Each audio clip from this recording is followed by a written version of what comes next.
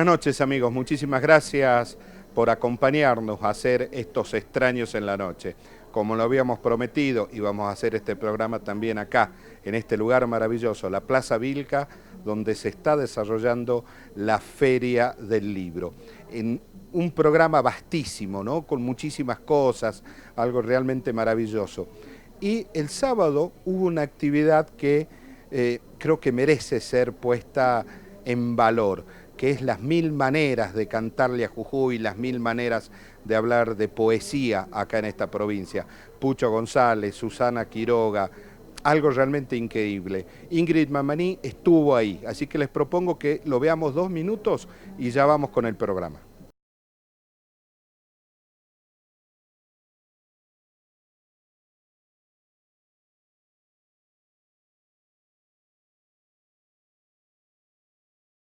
Ya con Pucho hermoso que le cantamos a Jujuy. Esta vez le vamos a cantar a la vida. Y bueno, cada uno sabe qué aspecto de la vida quiere cantar. Y además los vamos a recibir oficialmente a Pucho como poeta, porque va a cantar sus cosas. Hermoso. Y él además es un gran escritor, compositor. Compositor. Y ahora nos entrega sus poemas musicalizados o no, tiene libertad. Y vamos también oficialmente a recibir a Miriam Carrizo, que tampoco tiene ningún libro, pero que escribe estupendamente. Y como a mí me encanta difundir a la gente, difundir los nuevos, bueno, me siento muy feliz. Y nosotras que ya nos conoces. Es una manera no solo de incentivar, ¿no? De esta feria, no solo incentivar a la lectura, sino a la escritura. La escritura, es que no habría lectura si no habría escritura, pero siempre nosotros que decimos, antes que escribir hay que leer y leer mucho. Con los cantores, con los poetas, tenemos siempre un hilo común que es vivir la vida desde la poesía, ¿no? Y cuando ella me invitó yo dije, voy, encantado de la vida, me encantaba la propuesta, muy buena. Buenísimo. Sabemos que vos sos un prolífico compositor, ¿no? ¿Alguna vez será que vamos a ver tus poesías, tus composiciones en un libro, digo? Bueno, hoy voy a leer algo de poesía mía. Y bueno, sí, la idea es tratar de publicar algo de poesía. Yo siempre voy sacando, pero compilado en un libro estaría muy bueno. Creo que pronto se va a dar eso, porque ya se me ha hecho muy grande el archivo, entonces quiero dejarlo por lo menos en un librito para que quede para las generaciones venideras, para aportar un poco a la cultura de Jujuy, ¿no? Que tanto me ha dado. La Feria del Libro en ese sentido busca, ¿no? Incentivar a la lectura y, como decíamos con Susana, también a la escritura.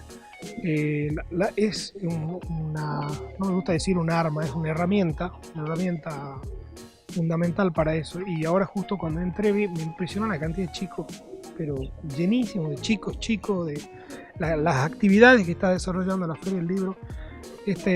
Yo ya vine a varias ferias del libro en Jujuy, fui a la Feria del Libro en Buenos Aires también, pero creo que para Jujuy es una joyita que tenemos, ¿no? Que creo que toda la gente a la que no ha venido, que venga porque está hermosísima, con muchas actividades, con muchas cosas para mostrar, no solo de Jujuy, sino de todo el país y de todo el mundo.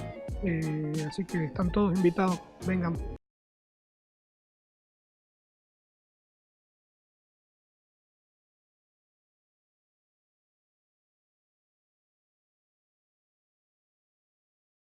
Seguimos en la Feria del Libro, ya en los últimos días de la Feria del Libro, y vamos a seguir conversando con personas que se acercaron hasta Jujuy a participar de este acontecimiento. Soledad González, muchísimas gracias por estar con nosotros. Bueno, gracias a ustedes.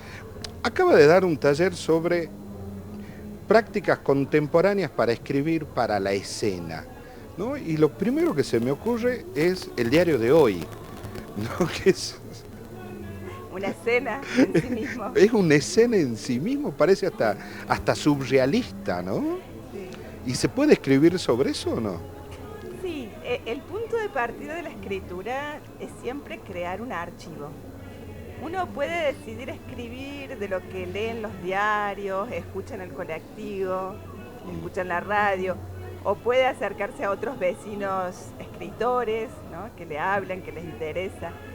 Pero hoy, sobre todo en el teatro, porque yo vengo a trabajar sobre todo en la escritura teatral, porque también me dedico a la narrativa, a la poesía, pero sobre todo en el teatro es una escritura que se nutre de la realidad. Porque el Tomamos teatro, la realidad como disparadores. y sí, porque el teatro siempre fue político y siempre fue o un reflejo o una reflexión sobre la realidad, sobre el mundo.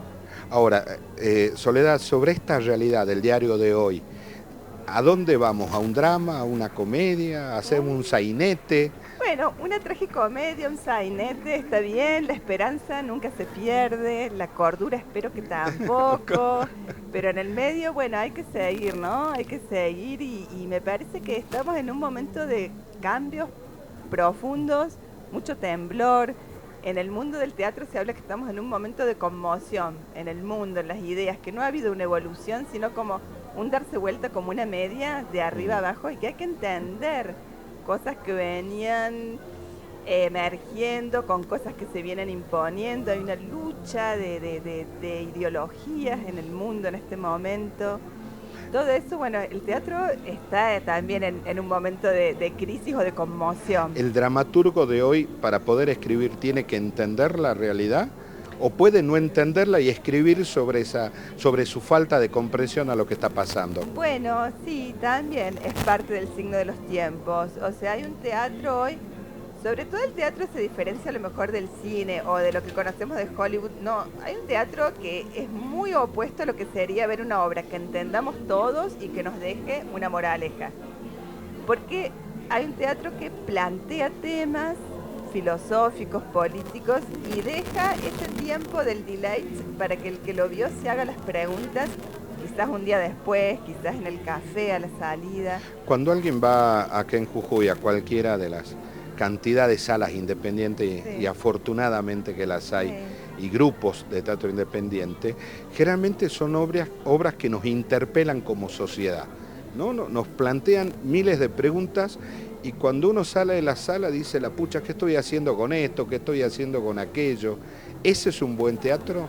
Para mí sí, para mí el teatro hoy debería hacer preguntas. Yo nunca voy a negar el teatro de el espectáculo, el teatro que muestra, que tiene una buena facturación, que entretiene. También está el teatro para entretener, para reírse, divertirse, que también puede plantear preguntas desde el humor. Y hay otro teatro que a lo mejor no vamos a reírnos, vamos a ver qué se nos está presentando, pero también de qué está hablando, qué está diciendo, qué nos hace dudar o sobre qué nos hace reflexionar. ¿Hay una competencia entre este teatro y lo que se denomina la industria del teatro? Sí, la industria de la cultura, la industria cultural que aparece muy fuerte como concepto en los 90, es una industria que tiende a que todo debería ser autosustentable, que todo debería ser comercial en un punto. Y bueno, yo desde el lugar así de la escritura y del teatro independiente creo que también el Estado debe fomentar la cultura y dentro de la cultura la diversidad. Porque hay público para todos los gustos. Yo, como digo, no reniego, no recuso, no estoy en contra de lo popular, del entretenimiento. Digo que tiene que haber diversidad. ¿Y no estarán confundiendo lo popular con lo masivo? Bueno, por eso también digo, la cultura de las industrias culturales, la cultura del entretenimiento tiene que ver con las masas. Entonces, bueno, es eso, a ver, ¿qué es lo bueno? Lo que le gusta a la mayoría, lo que funciona, o lo bueno sería la diversidad donde hay espectáculos donde nos divertimos todos, algunos no. Otros esperan del teatro ese lugar para reflexionar, para ver cómo se representa la sociedad, ¿no es cierto? Siempre es un espejo el teatro. Y eso es lo interesante, y es un cara a cara, cuerpo a cuerpo, es un convivio. Y eso no lo tenemos en otros momentos, ¿no es cierto?, de experiencia. ¿Faltan escenarios para este teatro que interpela, este teatro que cuestiona? Creo que no, que en el teatro independiente que hay escenarios. Lo que creo que falta es como una contaminación, como mayor apoyo de lo que sería las radios, la prensa, Y una contaminación también de esos lugares de salir y volver. O sea, hay como producciones que a lo mejor, yo digo, la poesía contemporánea, la necesidad de metáforas, la exigencia poética, no pertenece a una clase social. Todos necesitamos poesía, todos necesitamos metáforas, todos necesitamos esa experiencia. Entonces el teatro tiene que estar en las salas y salir, buscar en las escuelas, pero ese fomento también es necesario que como sociedad lo tomemos, nos hagamos Y el cargo. teatro independiente tiene una gran ventaja, que muchas veces uno va a ver algunas obras que son 2 actores y la escenografía es una mesa, Sí, suficiente para una obra de teatro Importantísimo. maravillosa. Totalmente, claro.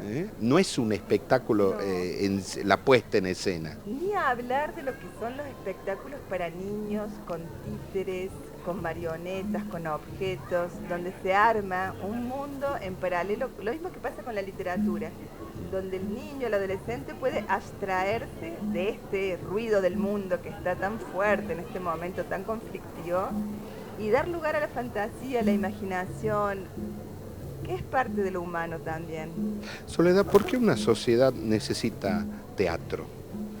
¿Por qué la sociedad necesita los dramaturgos, los actores? Bueno, yo digo eso, ¿no? Como que hay esto, todos necesitamos, todos tenemos una exigencia de poesía. Sin poesía no seríamos humanos, lo necesitamos.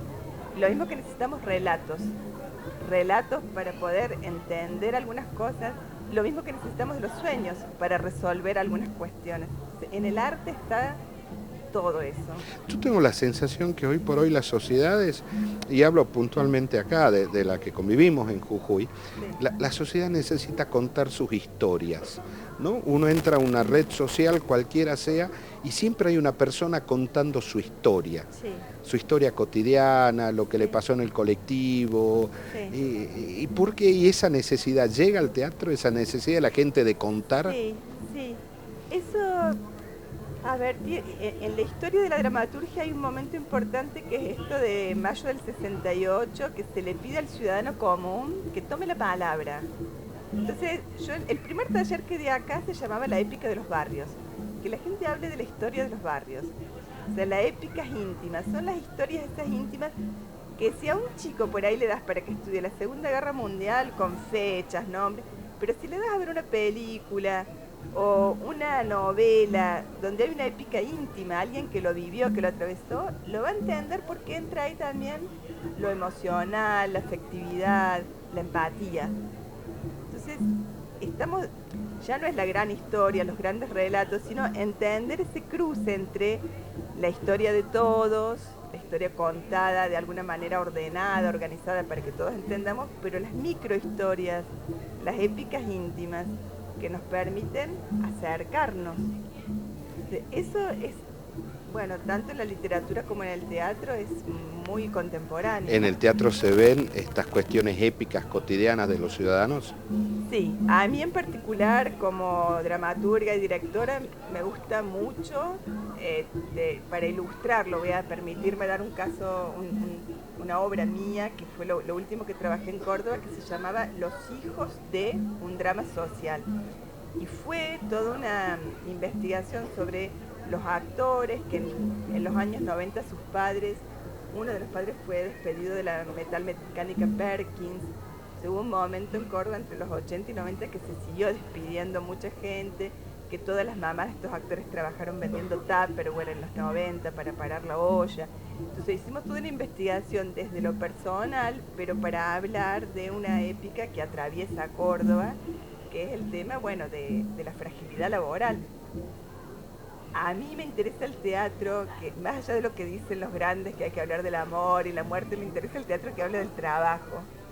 Me interesa mucho, porque es lo que nos condiciona hoy como sociedad en este mundo capitalista. ¿Por qué cuando empezamos a ver la dramaturgia moderna empezamos a ver interpretaciones libres de Hamlet, para poner un ejemplo, Sí, ¿no? sí. ¿Por qué esa necesidad de interpretar libremente estos clásicos Claro. del teatro universal? Y bueno, porque los clásicos nos siguen hablando, los clásicos plantean qué es un clásico, siempre es una conflictividad entre quizás el individuo y la polis, los mandatos y la propia búsqueda de una libertad. eso sigue existiendo, si lo ves hoy con todo este nuevo planteamiento, la nueva perspectiva de género, la nueva perspectiva en lo que es la identidad y la libertad sexual, aparece siempre reeditado el conflicto entre lo social, la norma, y lo individual, lo personal, lo íntimo. Los clásicos tienen eso, que se pueden actualizar. ¿Para escribir hay que conocer primero los clásicos o se puede escribir teatro sin conocer los clásicos? Sí, se puede escribir teatro sin conocer los clásicos. Yo sobre todo, digamos, pertenezco, digamos, a una formación en la Universidad Nacional de Córdoba, eurocentrista. O sea, yo he estudiado mucho los autores europeos. Sin embargo, también creo que en Latinoamérica y en nuestras culturas originarias hay muchísimo para sacar, y estas conflictividades o lo que serían las cosmogonías, las mitologías, las vamos a encontrar en lo que no llamaríamos hoy clásicos. Hay un encuentro teatral increíble en Jujuy que es el Entepola, ¿no? Y en el Entepola vienen compañías independientes de distintas partes del continente, y cuando uno se sienta y ve, viene una compañía y habla de lo mismo, de los mismos conflictos sociales que habla una compañía de Córdoba o de Neuquén o del propio Jujuy, con sus particularidades, ¿no? ¿Esto significa que hay un teatro latinoamericano? Yo creo que sí, lo que hay sí siempre es como movimientos en común. A lo mejor, o sea, cuando situamos lo regional hay problemáticas que tienen que ver con lo regional. Entonces ahí hay como una identidad que tiene que ver con lo regional. Ahora, lo territorial a veces, digamos, también atraviesa varios territorios. Algunas conflictividades son, vamos a decir, no me gusta la palabra global, pero son planetarias. Claro. A ver, nosotros hablamos, hay un teatro que habla de la contaminación de salinas, ¿sí? Por la explotación del litio. Y hay un teatro peruano que habla del Amazonas, del norte del Perú, del Amazonas, la contaminación y la deforestación. O sea, son dos problemas comunes, nada más que distinta ubicación geográfica. Y ahí sí estamos hablando de vuelta de problemas planetarios. Nos tenemos que apurar antes que estalle el planeta. Nos queda mucho tiempo. Soledad, muchísimas gracias por habernos acompañado. Es un placer. Igualmente. Muchas gracias. Ya seguimos haciendo estos extraños en la noche.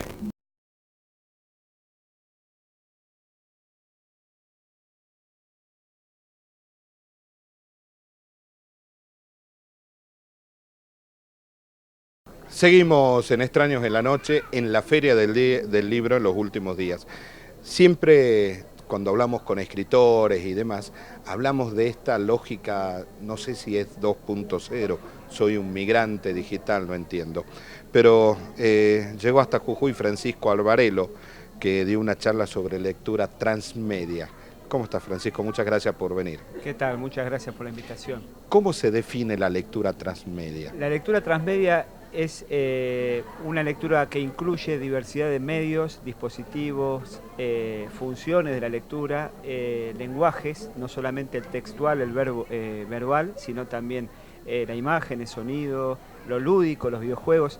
Es decir, es un concepto de lectura amplio que incluye diversidad de prácticas de lectura.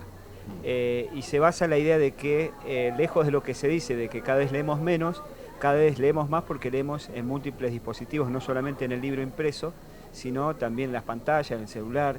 ¿Pero esto es un tema generacional?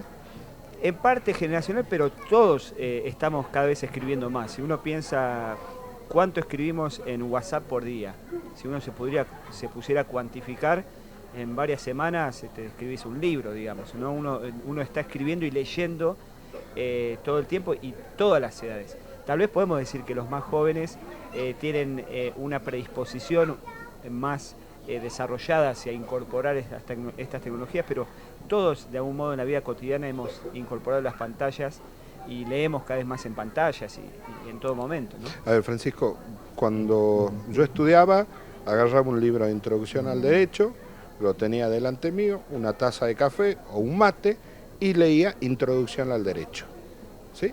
Ahora yo veo el chico que tiene el libro de introducción al derecho, al lado su celular, del otro lado probablemente una PC y el televisor prendido.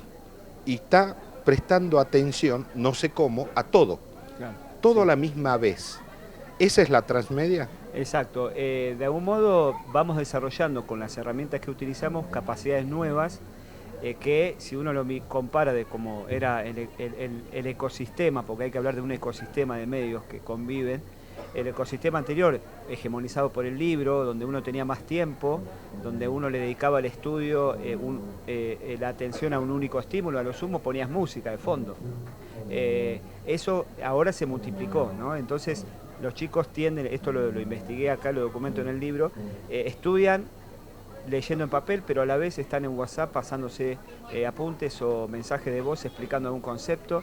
Tienen la computadora prendida porque cualquier cosa que no entienden van a Google a buscarla, o buscan algún video, alguna charla TED donde el autor que están leyendo dice algo, porque capaz que ese autor es contemporáneo y publica material en la web. O sea, necesitan valerse de distintos medios para concentrarse. Esta idea medio aparentemente contradictoria de que necesitan desconcentrarse para concentrarse.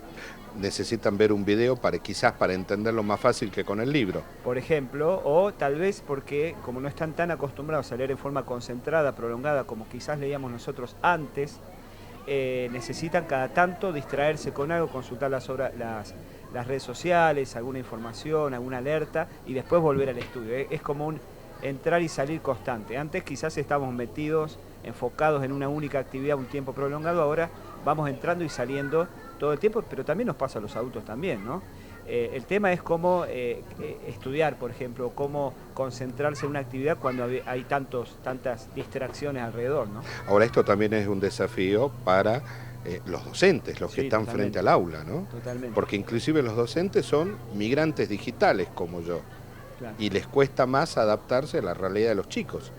Hay un debate, y esto te lo planteo desde tu experiencia y desde el libro que presentás, que dice leer, escribir, conversar en el ecosistema de las pantallas. Hay un debate que lo escucho permanentemente, con dispositivo electrónico o sin dispositivos electrónicos dentro del aula. Yo creo que Hablan de teléfono, hablan de tablet, hablan totalmente. de De hecho, todo. hay legislación que lo prohíbe o hay disposiciones dentro de los colegios que lo prohíben y demás. Me parece que es un error porque precisamente los chicos, nosotros también, porque no hay que hablar solo de los chicos, hay como un discurso generacional que los adultos tendemos a hablar de los jóvenes, pero en realidad hay que hacerse cargo que nosotros también estamos distraídos. Nosotros usamos, los chicos están quizás más acostumbrados todavía a usar el celular todo el día. Desde que se levantan, lo primero que usan es el celular para ver, tal vez lo usan de despertador, para ver el estado del tiempo, para consultar las redes sociales, lo último que hacen cuando se van a dormir, y durante todo el día están con el celular. Sacárselo 6 horas, hay que ver, o sea, el chico está acostumbrado a un contacto directo con las alertas y todo el tiempo estar pendiente de un dispositivo como el celular. Si vos se lo sacás 6 horas va a estar pensando todo el tiempo en el celular y qué me estoy perdiendo y demás. Algunos dicen, de la neurociencia dice que es aconsejable para que pueda estar concentrado en una única actividad. Yo creo que hay que integrarlas, tienen que estar en el aula, no quiere decir que estén siempre usándose, ¿no? Porque no todas las actividades son compatibles con el uso del celular. En algún momento un docente le puede decir, bueno, busquen información en internet, pero fíjense dónde busquen, no en cualquier lado, o por qué no chequean este dato, en qué año falleció tal persona, o podemos usar la geolocalización para hacer alguna tarea, es decir, alguna propuesta específica donde se justifica el uso del celular. Y después no, tal vez sí, para ver algún video o usar el celular como calculadora o para registrar algo con la cámara de fotos. El celular no es solamente una herramienta de distracción por el chat, sino que es un medio de medios que permite crear contenidos de diversos textos, sonidos, imágenes y demás, que puede ser usado pedagógicamente. Claro, para eso necesitamos docentes formados, que también desprejuiciados, que abran una puerta a estas posibilidades. Y a veces, lamentablemente, el sistema, digamos, por cuestión de falta de capacitación o de estímulo, o de este docente que tiene que trabajar un montón de horas para sumar un sueldo digno, no tiene la posibilidad de abrirse a ese cambio. Pero claramente implica un cambio a nivel sistémico en cómo enseñamos, porque los chicos están aprendiendo de otro modo. O sea, si nosotros les seguimos enseñando como se venía enseñando hasta hace 50 años, estamos errando, porque los chicos están de página incorporando 15 a 25, mañana lección. Claro, que era antes así, agarren el manual de la página 15 a la 25. Claro, sí. Y hoy por hoy es distinto porque, por ejemplo, hay información que es mejor en un video que en un texto. O es información que ellos pueden buscar, producir. Hay un montón de otras posibilidades que podemos aprovechar en el aula y saliéndonos de la página 15 a la 25, que además eso de por sí encerraba un uso acrítico del libro, porque es reproducir lo que dice el libro. Y hoy por hoy podemos investigar sobre ese hecho histórico, supongamos que se trate, y buscar distintas interpretaciones o recrear con las herramientas que tenés hoy el suceso de aquella vez, contándolo como si vos fueras un protagonista. Hay un montón de otras posibilidades que podemos aprovechar. Y para nosotros los periodistas, ¿qué desafío es este de la lectura transmedia? En el sentido de la producción, digamos. Claro, ¿cómo presentamos la noticia ante este público que evoluciona, cambia? Claro, sí, seguro. Bueno, el periodismo siempre fue transmedia en el sentido de que escuchamos la noticia en la radio, la vemos en la televisión, leemos el diario y demás. Es un relato que se cuenta en múltiples plataformas. Lo que el periodismo, creo que gran desafío no es tanto, me parece a mí, contar la noticia en múltiples plataformas, que cada vez eso es algo que se está haciendo, sobre todo en la web, o cuando los contenidos, los microcontenidos, pastillas de contenidos que uno encuentra en la web a modo de texto, o podcast, por ejemplo, que es un fenómeno que está creciendo mucho en Argentina, por lo menos estos últimos años. Sino, me parece lo más desafiante es la participación del usuario, donde el usuario se siente interpelado, propone lo suyo, toda esta idea del periodismo ciudadano, de que donde está el usuario, el consumidor, el espectador, produce contenidos y lo comparte, ¿no? Ahí es donde el periodismo tal vez encuentra más el desafío también de incorporar otras lógicas que no son periodísticas, en el sentido que no hay chequeo de información, no está la profesión periodística atrás, la deontología profesional y demás, pero sí permite que la audiencia se incorpore, digamos, a esas historias de un modo más interactivo, porque vamos hacia ese terreno, ¿no? Vamos a un panorama donde las audiencias cada vez más van a ser participativas.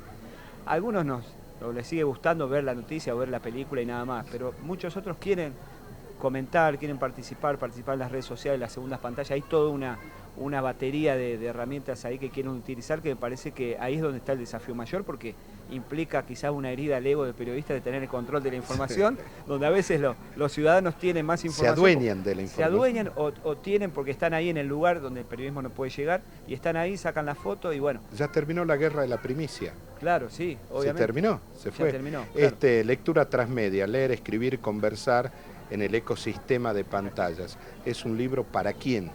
Es un libro para, en realidad, inicialmente es una investigación en comunicación, o sea, pero creo que está hecho en un lenguaje bastante accesible para que cualquiera interesado en lo que está sucediendo con los medios y con la educación, porque tiene sobre todo en la parte final, tiene una salida educativa, digamos. También es para docentes, para los interesados en implementar cambios en los modos de enseñanza actualizados de acuerdo a lo que está sucediendo. Para el interesado, digamos, en la cultura digital contemporánea, me parece que puede ser por lo menos un estímulo para discutir de qué entendemos por lectura.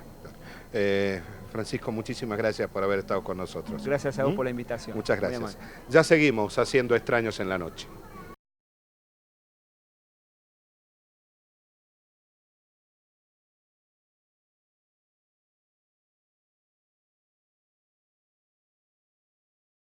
Seguimos en la Feria del Libro. ¿Qué hacemos con la literatura infantil? Nos visita Graciela Vialet, que es escritora.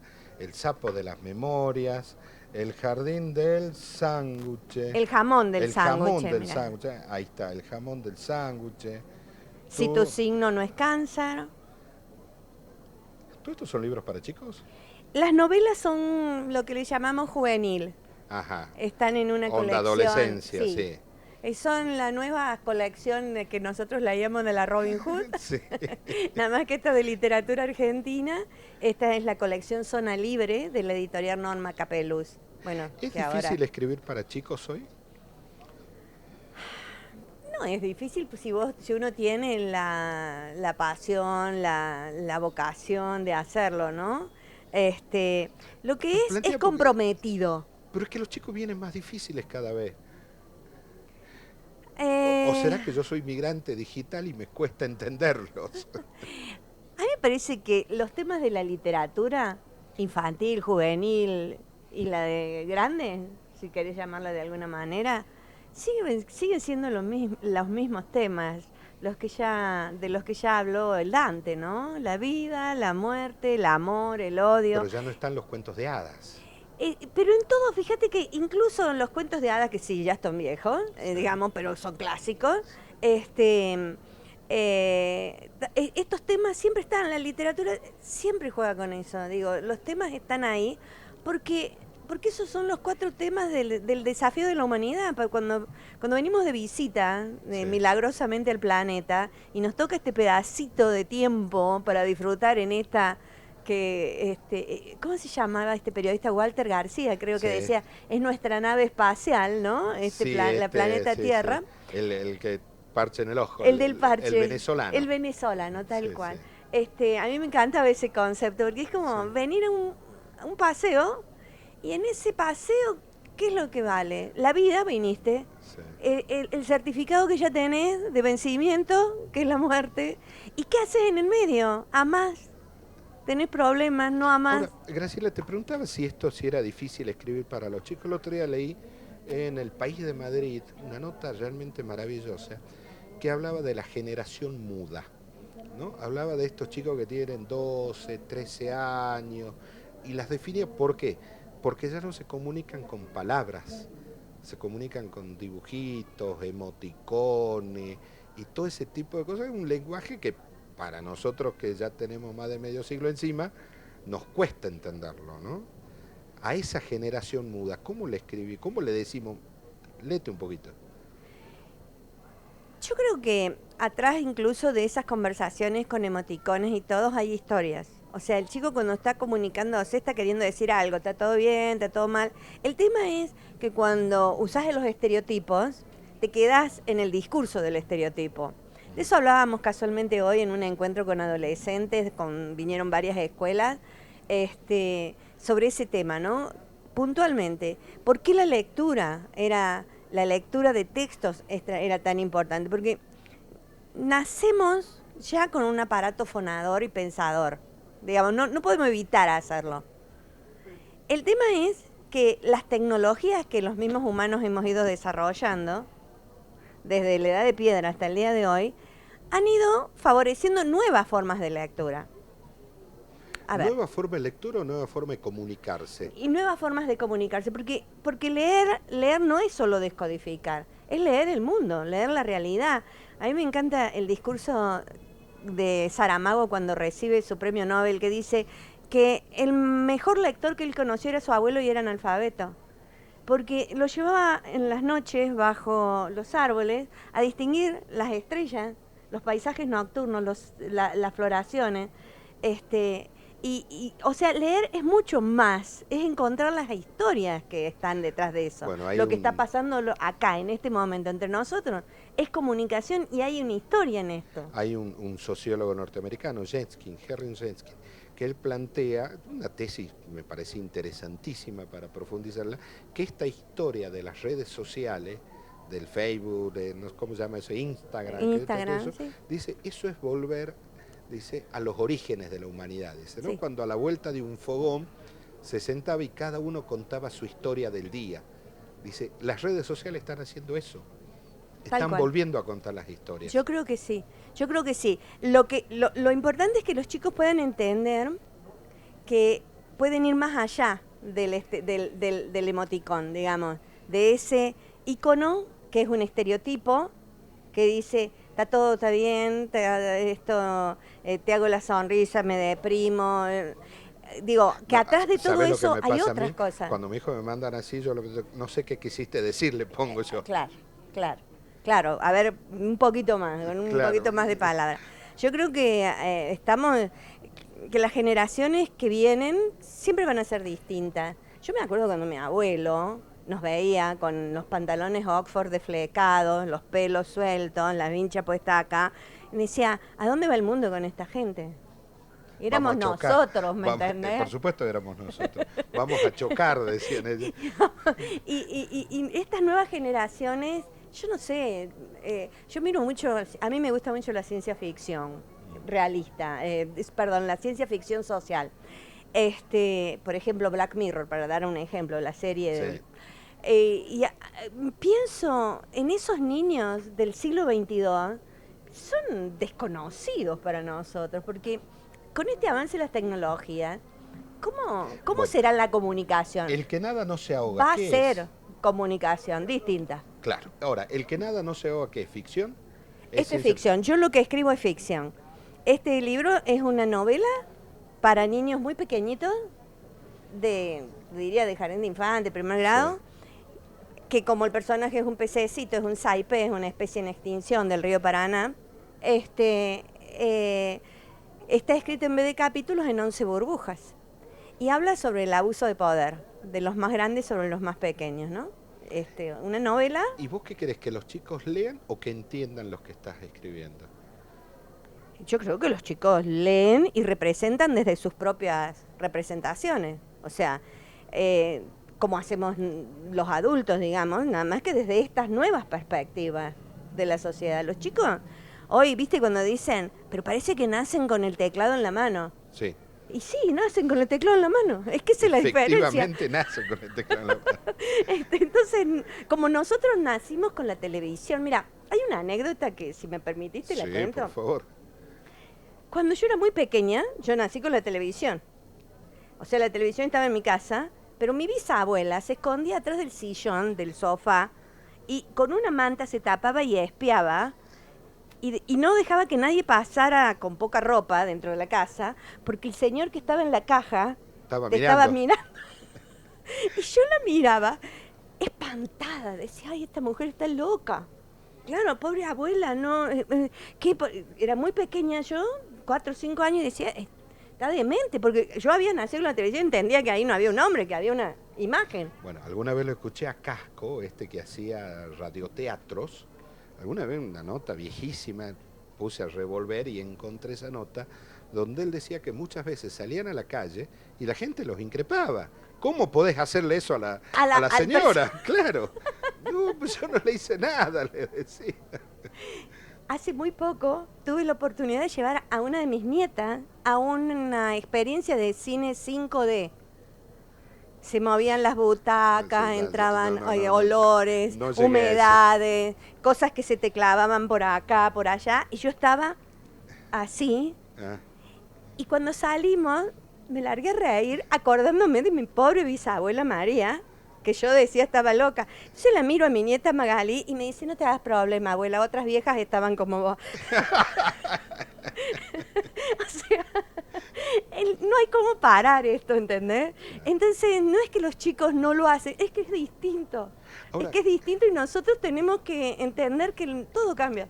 Graciela, cuando vos te parás delante de los chicos, ¿no? Sobre todo de los más pequeñitos, ¿qué les ves a los chicos para empezar a escribirles? Yo entiendo que en el caso personal, yo le escribo a aquella niña que quería leer aquella historia, que era la Graciela que fui, la adolescente que fui. Yo encuentro que después se prefigura otro, porque claro, cuando después ya has escrito muchos libros, te das cuenta que hay un otro. Claro que sabes que hay un otro que va a leer, pero ese otro es aquel niño que habla con el niño que fuiste, ¿entendés? Que entiende esta jugada de los libros. A mí me gusta mucho una cosa que dijo una vez Juan Rulfo, el mexicano, Sí. que y le preguntaron por qué escribiste la novela Pedro Páramo, y él dijo, porque la fui a buscar en la estantería, no la encontré y me la escribí. Ah, es maravilloso. Es maravilloso. Y Es yo digo, maravilloso. es eso, a mí me pasa eso. Él lo dijo también, que yo no lo puedo plagiar. Eso es. Yo escribo la historia para los chicos que esa niña Graciela todavía quiere leer. O la adolescente, o Los chicos, ¿cómo se les generamos el hábito de la lectura? ¿Leyendo? Que dejen los emoticones y empiecen a Yo poner creo que palabritas. la familia tiene que leer, los chicos tienen que ver libros. Bueno, ¿vos viste la cantidad de chicos que hay en esta feria? Impresionante. Es un mito de que a los chicos no les gusta leer. A los chicos les encanta que le lean, porque cuando uno se sienta con un niño pequeño a leerles, no solo le está contando una historia, ¿sabes lo que le está diciendo atrás el metamensaje? Está diciendo, me importás tanto que voy a compartir con vos este tiempo de vida. O sea, es mucho más que eso la lectura. El chico lee, aprende a leer, porque leer le resulta luego un escenario amigable o de amor. ¿Por qué trabajaste en este programa, Volver a Leer? Precisamente este programa porque de Estado, ¿no? Fue el primer programa en Córdoba, en el país, que se hizo en Córdoba, que estuvo dentro de una órbita pública, o sea, con financiamiento público para promover la lectura. Surgió luego de la dictadura, que viste que no había libros, que se quemaron los libros, bueno, todo lo que sucedió, y que necesitábamos que hubiera biblioteca en las escuelas, porque esto es como decir, bueno, sí, tenés que aprender a nadar, pero para aprender a nadar necesitas la piscina. Obviamente. Y necesitas que en la piscina tenga agua, y que el agua esté limpia. Y si tenés todo eso, no lo tirás al chico, dice Emilia Ferreiro, no lo tirás al chico al agua. Te metés vos como adulto responsable, como mediador, y le enseñás en los primeros pasos. Bueno, el programa Volver a Leer fue eso, por eso se llama en verbo. Fíjate que 2 verbos, volver y leer. Había que volver a poner en valor. Pero, Graciela, yo me acuerdo de la biblioteca que había, sobre todo en mi escuela primaria, uno entraba a la biblioteca y encontraba el manual de 5º grado, el manual de 6º, el manual de 7º, pero no encontraba el diario de Daniel, no estaba Mujercita, no estaba Emilio Salgari. Eso es lo que intentamos hacer desde el programa Volver a Leer.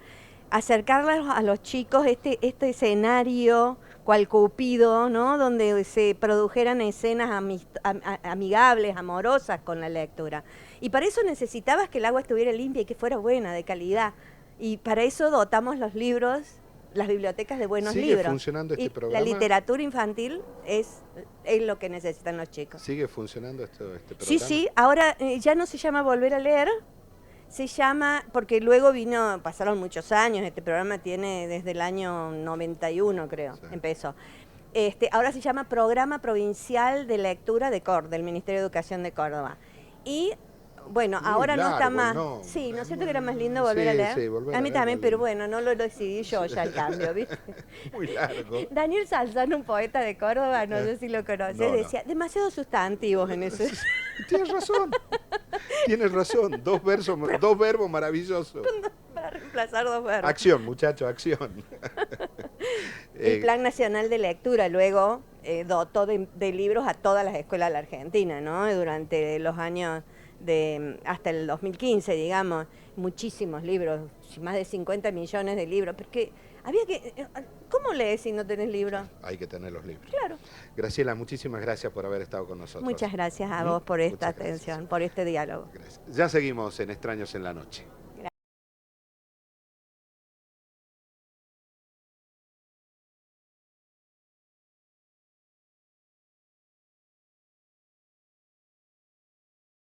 Seguimos en Extraños en la Noche. Si hay algo que une a los pueblos es, sin lugar a dudas, su cultura, ¿no? Venimos de la misma cultura, esta cultura andina, esta cultura tan maravillosa y tan rica. Acá sobre la mesa vemos un montón de libros que trajo el Ministerio de Cultura y Turismo de Bolivia, y vamos a hablar con Juan Hino Mamaní, que es uno de sus funcionarios. Muchísimas gracias por estar con nosotros. No, muy buenas noches a todos, un saludo, muchas gracias por esta entrevista y como decía usted, siempre compartir, somos países hermanos y hoy estamos aquí en la Feria del Libro. Esto de países hermanos, a ver, las fronteras políticas son políticas, ¿no? Sí. Creo que la hermandad de los pueblos va mucho más allá de las fronteras que alguna vez alguien caprichosamente diseñaron, ¿no? Exactamente, nosotros...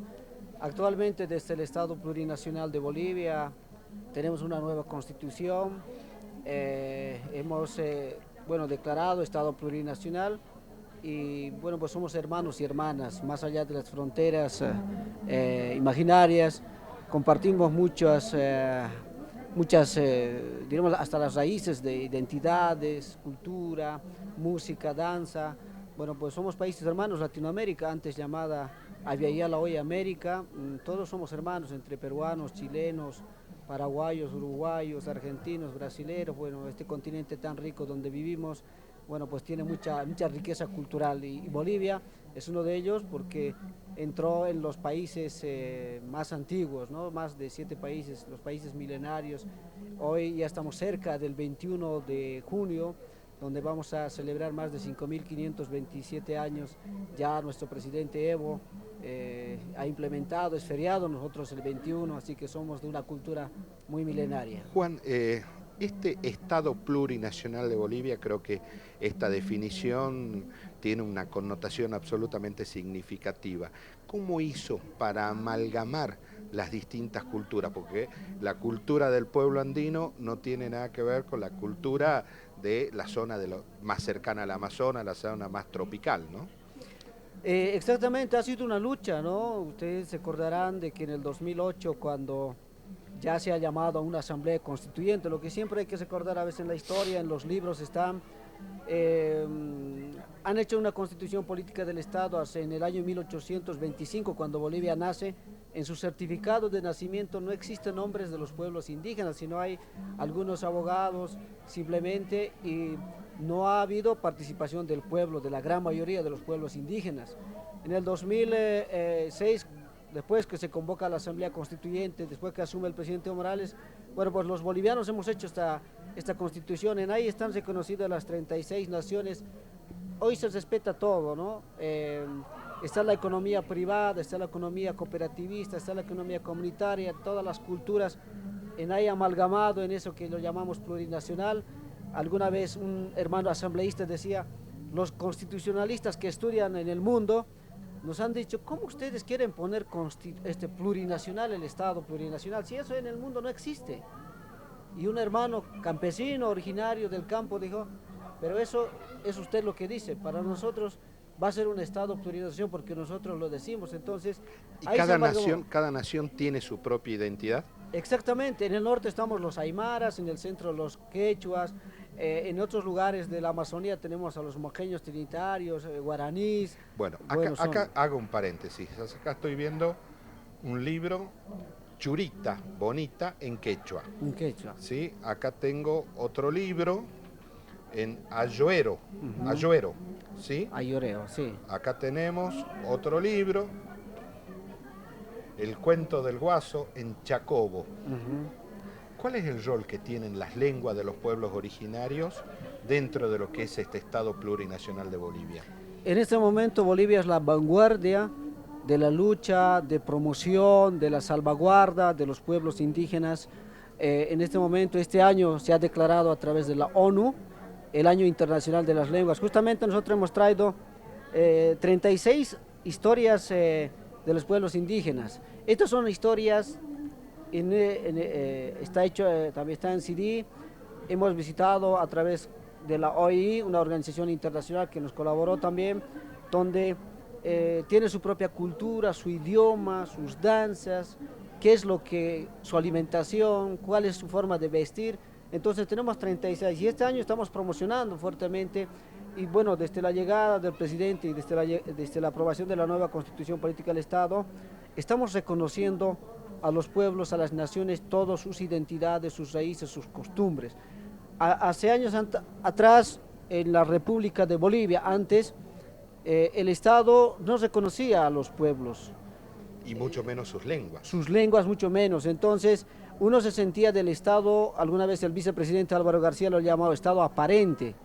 Y hoy el Estado reconoce a todos dentro de la Constitución, no simplemente es un viceministerio o un ministerio, sino dentro de la Constitución están las 36 naciones, sus lenguas, sus culturas y sus identidades. O sea, podemos decir que en Bolivia hay cuanto menos 36 lenguas originarias. Exactamente, así está reconocido a través de nuestra Constitución. Obviamente existe por ahí un poco más, algunos se van perdiendo. Y en estos CD están esas lenguas, se escuchan esas lenguas. Esas lenguas se escuchan en toda. Tenemos una cajita de 31 en este momento, pero son 36 que sigue trabajando en las investigaciones. Bueno, algunos están en etapa de extinción también, por eso la ONU este año ha declarado el Año Internacional de las Lenguas. ¿Por qué el Ministerio de Cultura y Turismo del Estado Plurinacional de Bolivia decide participar en esta Feria del Libro? En esto tengo que agradecer a la Secretaría de Integración Regional de Relaciones Internacionales de la provincia de Jujuy, gracias a María Eugenia también que ha organizado.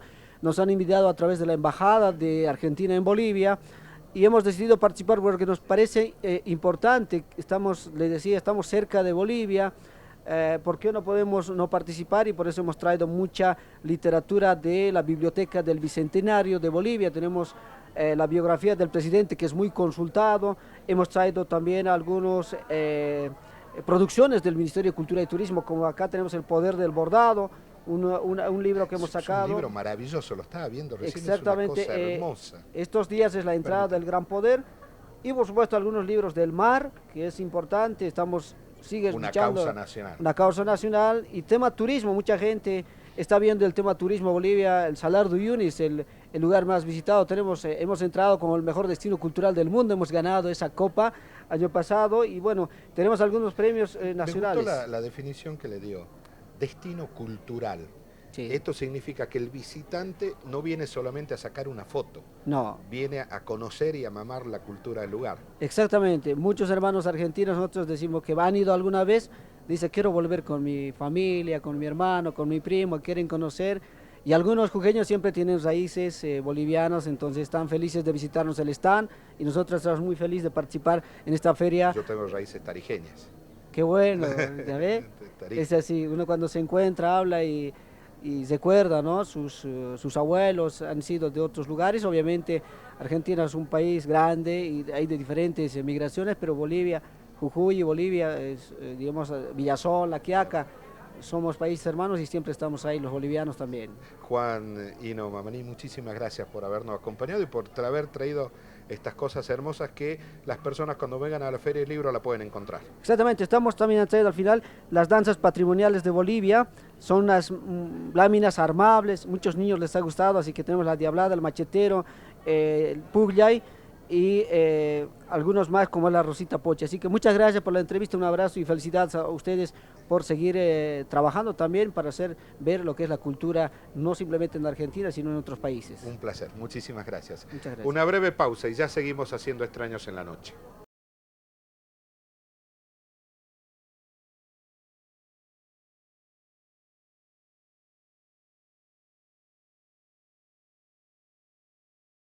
Seguimos en la Feria del Libro y esta vez con las hacedoras de la Feria del Libro. María Eugenia e Inés, muchísimas gracias por estar con nosotros en estos 15 años, la niña bonita.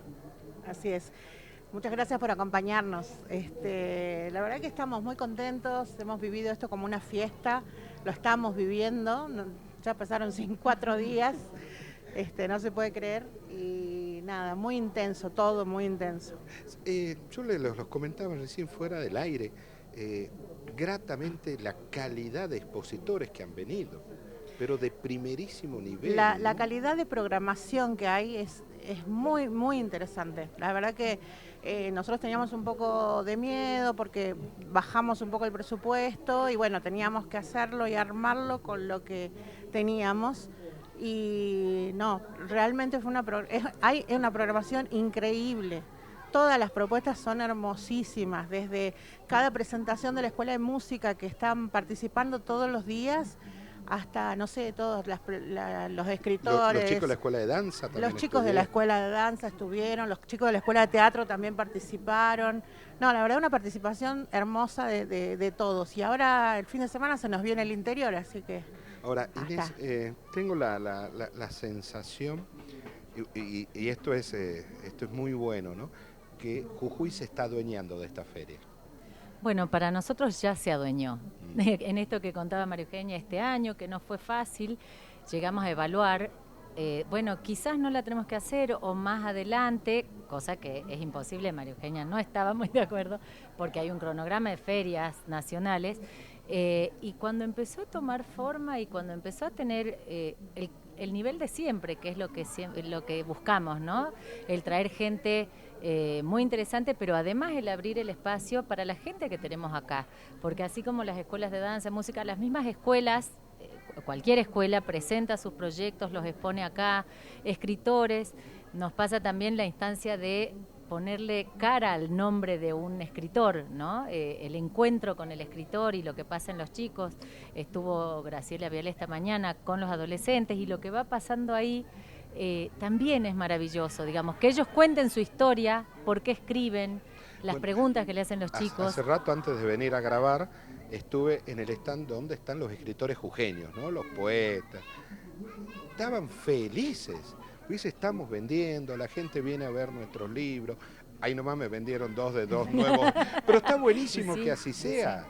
Está buenísimo que así sea. Sí, porque además nos pasa eso, digamos. La idea es abrir este espacio para todos los jujeños, en todas las disciplinas, que es la característica, lo que hace única esta feria, digamos. Nos lo han dicho los mismos expositores que vienen de otras provincias, porque la oferta es enorme, la diversidad de gente que viene es muchísima también, y entonces hay público para todo, ¿no? Para consumir, para ver el espectáculo, la música, el teatro, lo que sea, o las charlas. Cuando presentamos el día que se inauguró la feria, Canal 2 presentó toda la oferta cultural que tiene en sus plataformas, y estábamos con Ildiko Nasser y José Rodríguez Bárcena, ¿no? Y ellos coincidieron en algo. Esta Feria del Libro es un homenaje a la palabra. ¿Pero a qué palabra? A la palabra libertad. Dice, porque acá está la libertad expresada, ¿no? Y creo que la síntesis de ello me pareció absolutamente maravillosa. Es así, y además, un poco lo que, tomando como empezaste la nota, las hacedoras, nosotras somos parte de las caras, digamos, pero está Paola Audicio, Rodolfo Pacheco, y un equipo enorme, digamos, hay una comisión Rodolfo, chiquita que la labura, claro, que labura durante todo el año, y después, ahora, sin ir más lejos, somos más de 30 personas trabajando en sostener esto. Y eso también, ¿no? La idea está instalada porque la gente la espera, y cada vez que nos cruzamos ellos nos felicitan, nos agradecen, los mismos expositores. Y nos exigen que sigamos. Que nos mudemos. Claro, que nos mudemos, que busquemos un lugar más grande, que las propuestas sean candidatas. Y el clima este año, que también fue un lujo, esperemos que los días que vengan. El frío el año sí, pasado. Y lo pensamos siempre, ¿no? Y esto del espacio, pero a lo que voy es una fiesta de la cultura.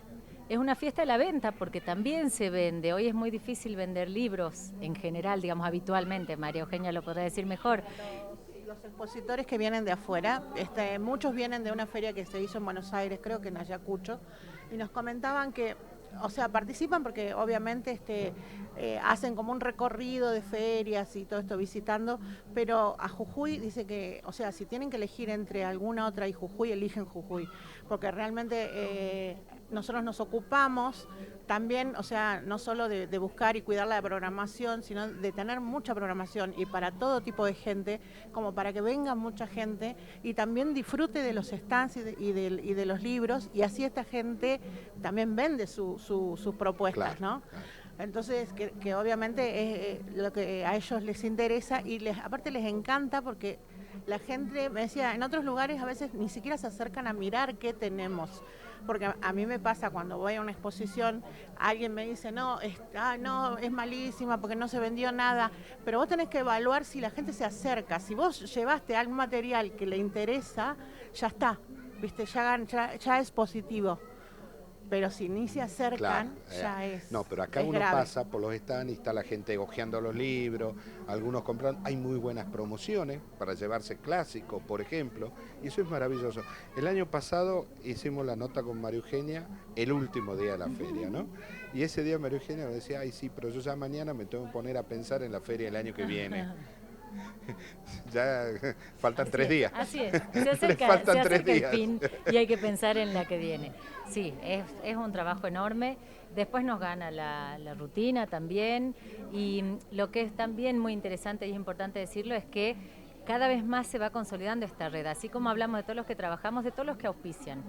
Para nosotros el acompañamiento de ustedes, por ejemplo, y de todos los medios de Jujuy que se han portado de una manera maravillosa y nos siguen y nos acompañan todo el tiempo, es fundamental. Digamos, nosotros somos una comisión independiente que lleva adelante el proyecto, pero no habría forma de hacerla sin los auspicios de todos los que colaboran, tanto del Estado como del sector privado. No, y de la gente que viene, ¿no?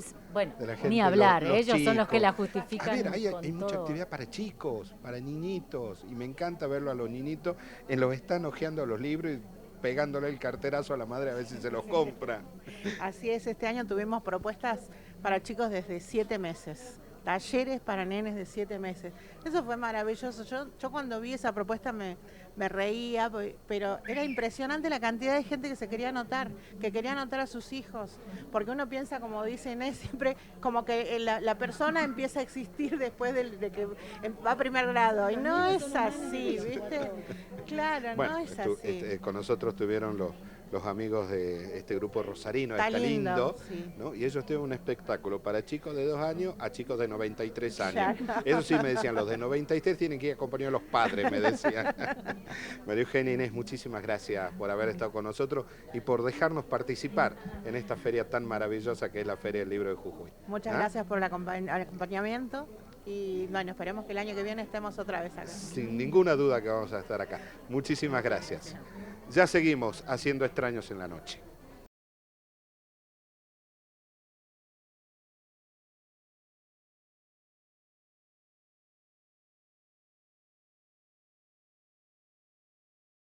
Lamentablemente la Feria del Libro se termina, ¿no? A cualquiera de nosotros nos hubiera encantado que siga y que siga, porque es algo realmente maravilloso. Agradecemos a Susana Quiroga, Ildiko Nasser, ¿no? Que ellas permanentemente nos alientan a que estemos acá. Susana es la capitana de la travesía cultural que tiene este medio en todas sus plataformas.